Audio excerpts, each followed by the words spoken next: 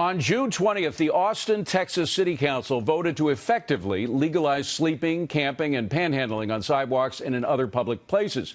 A creeping annoyance with homelessness turned into a torrent of criticism from citizens and business leaders about the growing homeless, leaving trash, creating a health hazard, and sometimes frightening away customers from restaurants and stores. Austin's mayor said he didn't expect so many people to begin camping in public, but should he have been surprised? Here now is Mayor's Austin, Steve Adler. Well, Steve, we talk about incentives here. If you take away the disincentives for sleeping on the streets, wouldn't you have more of it? Isn't that logical?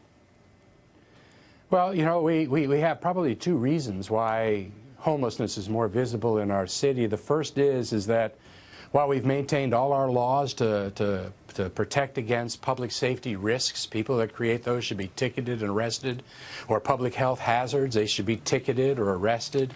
People that are impeding or blocking or endangering or aggressively confronting, we've maintained all those laws. But what we've said is for people that are not doing any of those things, our city, while our number of homeless folks are small, rather than putting those people in jail, we should be putting them in housing. That's the only way to really deal with the challenge. So we do have more people now that have moved out of remote places, hidden places, and they're under overpasses. They're doing that because it's a safer place for them to be. It's a way for us to make sure that they get health attention in ways they couldn't before. We're able to actually move people toward homes in ways we couldn't before. We didn't create any more people experiencing homelessness, but it is a challenge that is more visible now. Well, Mayor, let me ask you if you feel that Austin's suffering, I guess, from the success that San Francisco also experienced as well, because there have been a lot more technology jobs and companies moving into Austin, including Apple, which is investing a lot of money in the state, in the city, for another campus. And we know that property prices have been going up. We know salaries have been going up because of the tech boom. How do you control that if that's the case, if property prices are just so expensive that people can't afford to live there? Well, you're absolutely right. The single most important factor that correlates to the level of homelessness is increase in housing prices.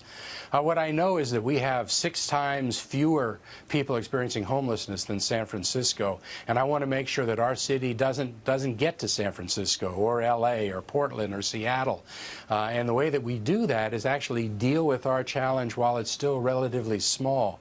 What we know is that we're 80–90% successful. If we can take someone experiencing homelessness and get them into housing somewhere, 80–90% of the time that person is in that housing 2 years later. While our challenge is small, we're actually going to try to end it. Mayor, it's Jonathan Honig. Thank you for being with us. You mentioned the rising cost of housing.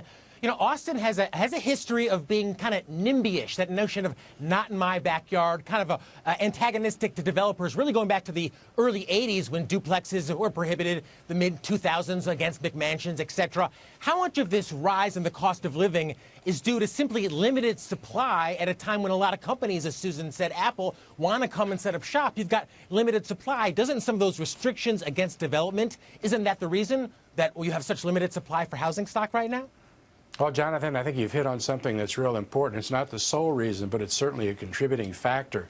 That's why in this city right now we're redoing our land development code, which is 30 years old, and we're doing it in part to increase housing supply, because the relationship between supply and demand and price is real even in Austin, Texas.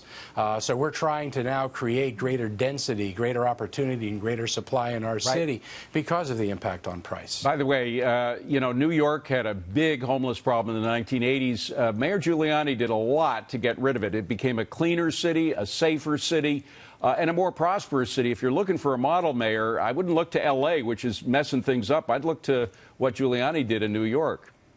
No, in fact, the question I asked the folks in L.A. was, I have no idea what you do if you're the leader in L.A. or San Francisco or Seattle today, because the challenge is so great. Yeah. Austin's not there. And I asked those cities, what do you wish you had done 6 years ago, 8 years ago, 10 years ago that you did not do?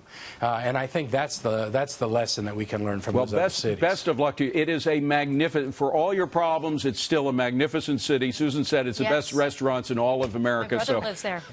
And her brother lives there as well. Mayor, thank you very much for coming back and see us. It's a magical place. I appreciate you being here with us. Thank you for inviting me back.